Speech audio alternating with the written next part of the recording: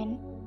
बेनिखायनो जाय नोंखौ मोजां मोनो, बेनिखायनो जाय नोंखौ मोजां मोनो, जाय नोंनि सायाव फोथायनाय दं, जाय नोंखौ लानानै गोग्गायो, बेबायदि सुबुंखौ दाथगाय।